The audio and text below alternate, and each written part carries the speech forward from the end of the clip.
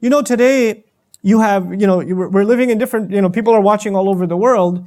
You accept Islam. And when you accept Islam, you have to make certain changes in your life. Whether you accept Islam, meaning you took Shahada, you used to be Christian, Jewish, Hindu, agnostic, atheist, Buddhist, whatever you used to be, you became Muslim, there are going to be some changes in your life. Or you were Muslim, but you were asleep, and then Allah woke you up. And then the Islam inside you woke up. There are going to be certain changes in your life. Those changes are going to be very visible to your family and friends. You're going to sit in different company now. You're not going to enjoy the same old parties that you used to because you see certain things are not permissible in those parties. You're going to notice that the way you used to make money is not very good, so you're going to lose some business. You might even have to quit your job as a result. There were some associations, friends, affiliations you used to enjoy and they were a regular part of your life, and you've cut yourself out of those associations because those things led to bad to worse to worse to worse. So you're going to become more and more and more isolated when you take your religion seriously at first, because there are certain things your religion doesn't allow you to do. And the people around you have no problem with it. So they'll notice that you've become weird. You've become isolated. You've become cut off. And they're going to call you a fool. And when you try to give them da'wah, or you try to say, hey, you should listen to this.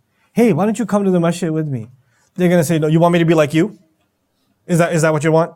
You want me to be turned into a weirdo extremist like yourself? No thanks. You're going to hear these words from your cousins, your siblings, your family members, your friends. Those are the people that are going to think you're strange. You're an idiot for doing what you're doing. You're way too extreme, man. Just relax. Take a balanced approach like me. Gulp, gulp, gulp. So this problem still exists. It still exists. أَنُؤْمِنُ كَمَا آمَنَ السُّفَهَاءُ. Allah turns around and says, أَلَا إِنَّهُمْ هُمُ السُّفَهَاءُ. You had better realize. You see Allah again? Yani intabihu, pay attention. You better realize, you better not forget. Those people, they and only they, like no other, are the ultimate idiots. They are the ultimate fools. In what sense are those people fools? Now, I told you what they thought of as foolish. They thought of as foolish that you're missing out on life. You made all these sacrifices for what? Jannah is easy, man. You don't have to make all these sacrifices. Be a little bit good in Ramadan, catch the 27th or something, and you'll be fine. But then, on the other side, when Allah calls them fools, He has a different definition of fool, doesn't He? So we have to think about, how does Allah mean fool? And so Al-Kafawi rahimahullah, pondering over what does Allah mean by a fool? Because we know what they meant by a fool. We need to understand what Allah means by a fool. He comments on it like this, and I won't translate first, because it's so poetically written. I'll read the whole thing first, and I'll come back and translate.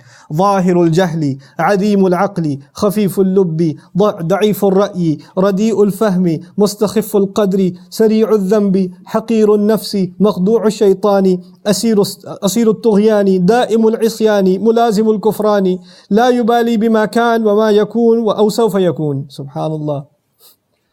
Lahirul Jahl. He's obviously just led by his vile emotions. Whatever comes in his mouth, he says.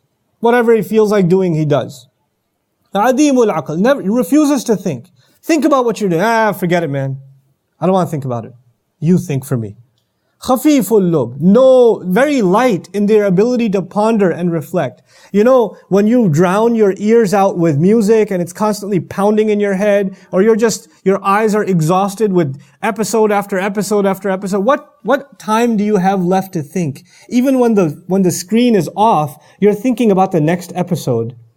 You're not thinking about why you exist, or what your purpose is for like you don't, And those mindless beats are still pounding in your head as you're walking around.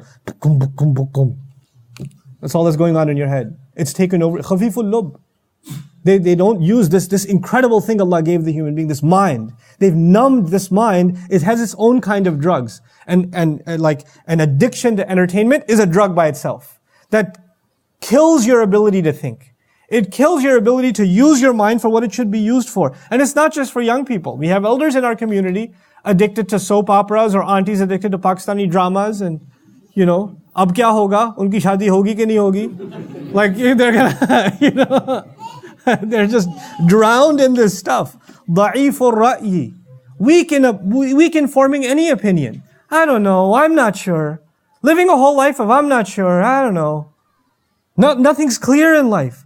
Radi'ul fahmi, just completely rejected in terms of understanding. In other words, they don't care to develop an understanding of anything. Mustakhiful qadr, and now they're less and less capable. Sari'ul dhanb, very quick to do sins though. Very quick to do sins. Haqirun nafs. Basically, no dignity, no respect for self. Then no self-respect. Makhdu'u shaitan, completely deceived by shaitan. Asiru tughyan, they've become a prisoner to their own disobediences to God. They are addicted to sinning against Allah. Prisoners to rebellion. Da'imul isyan, constantly sinning. Constantly doing evil. Mulazimul kufran. Completely, the only thing they're committed to is ingratitude. They just can't be grateful. Always entitled for more and more and more. لا يبالي بما كان أو لا ولا بما هو كائن أو سوف يكون. They don't care about what has been, what they've done in the past, what they're doing now, and what they're going to be doing. No care or consideration for consequences. What's a bigger fool than that? إنهم هم السفهاء. Those carefree, completely oblivious people, they are the ultimate fools.